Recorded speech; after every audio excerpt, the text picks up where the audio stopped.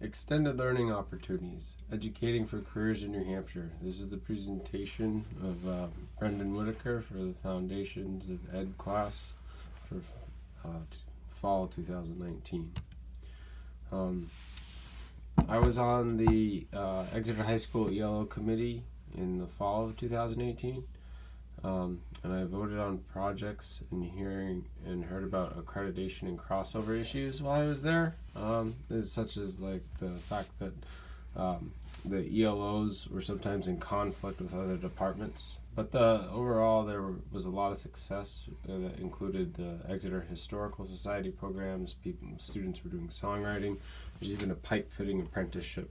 A fellow I met started fitting pipes. And there's kind of a video that the Exeter High School has put together that I'm going to show you about this. You can hear from the students themselves as to their successes.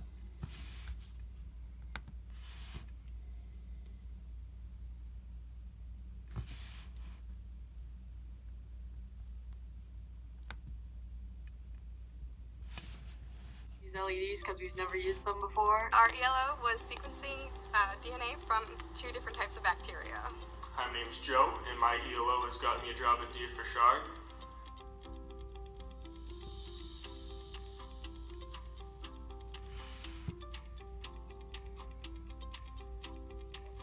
It took us an hour to figure out how to use them because we just didn't connect a wire to ground. Over the course of this year, I have gone to a trade school for a couple week-long course, and now I work at Shard after that. We really overcame a lot of hurdles during it. It was a great learning experience. Yeah, it was an hour of long frustration to realize that we had a wire going into the wrong place. So it took us a little bit, but now it's looking pretty. The next thing we're going to do is try and connect it to a shift register. And I've earned tons of credits doing this instead of going to pottery classes just to make up those credits, and it's worked out perfect. And now when I'm out of high school graduating here, I have a job. We made a 3D model for this project. It's the casing. These are little LEDs we put in to make sure that they actually fit in the holes that were made. We had control over the hours. Our teacher just completely worked with us. Like if I couldn't make it in for a day, then she'd say that's totally fine. You can make it up next week. You could also come after lunch, and teachers are just amazing about working with your schedule. Yes, this is what I want to do with my life, so it worked out perfect. And you get to learn how to talk to adults and just present yourself in a professional and composed way. Our plan is to make it so if you press the button, on a specific LED, when it's lit up, that the whole system will light up green. When you press anything other than that, it will light up red. School is kind of hard for them. They need to get out into the work field or other things of that sorts. That this is an amazing opportunity, and they can earn their credits doing that, and it's awesome. ELOs are great for people who want depth in their academic career, not just the basic covering everything. You want to learn one thing, do an ELO.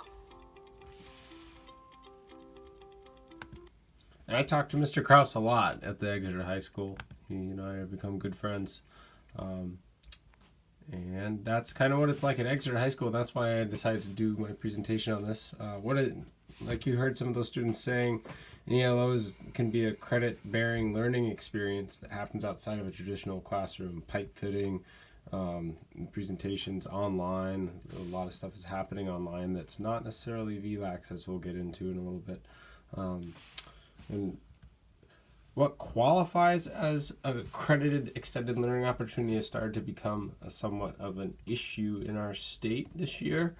You can see from the extended learning opportunities minimum standards on the Department of Education website that they can range from an apprenticeship to work-based learning at the bottom, and in between there's independent study and performing groups. There's a whole range of things that student could do that could be convinced. And I gotta say at the bottom, why not have students get credit for working in this kind of economy?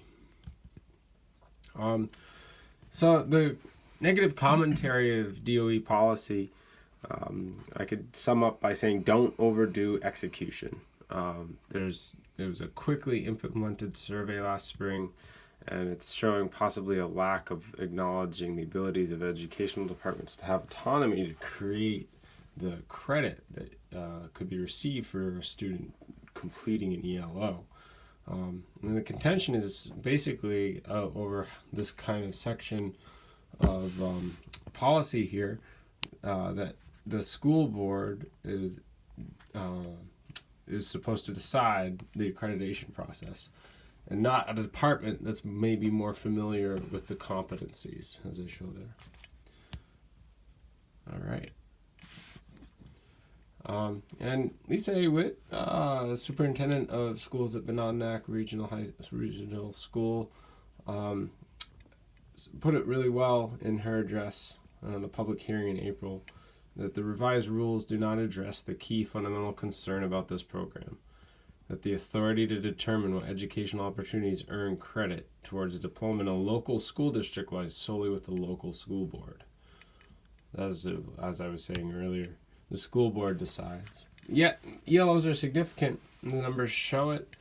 Despite that kind of turmoil, it seems locally things have been created to allow these students these opportunities. 62 public high schools were able to rally in the quickly dispersed research project last spring. And 5 of those 62 schools only reported online course participation. And that's like that online stuff that you saw that student doing at Exeter High School. It's not necessarily the virtual learning academy. Also indicated a large number of partners and industries were represented in the data submission. There's 40 industry types, partners, work-based opportunity titles, and subject areas were addressed through those ELOs. That's coming from Sandy McDonald with the Bureau of Education Statistics.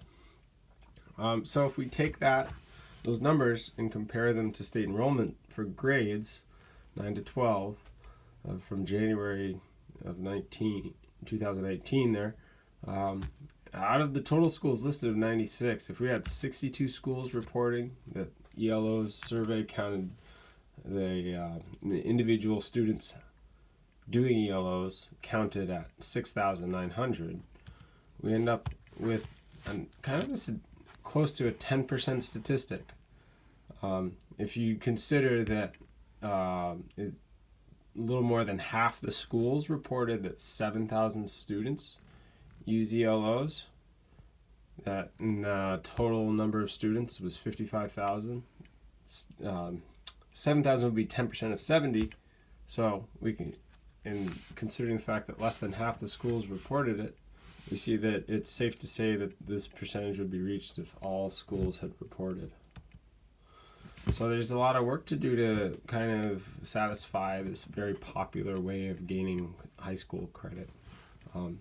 It's very necessary, according to the law, that the school district creates the policy that identifies how they engage students in creating and supporting these learning opportunities that happen outside of the physical control of the school.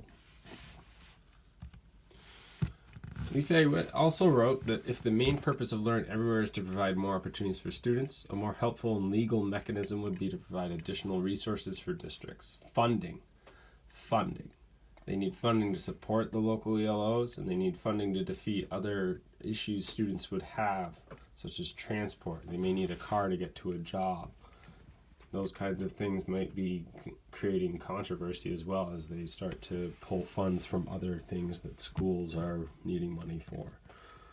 There's a few ELO resources for you, and I'm going to wrap it up there with the fact that ELOs are extended learning opportunities that were already implemented all the way back to when we were farmers in New Hampshire. And I'd like to pose the question, how can we ensure this opportunity continues to be available in our state?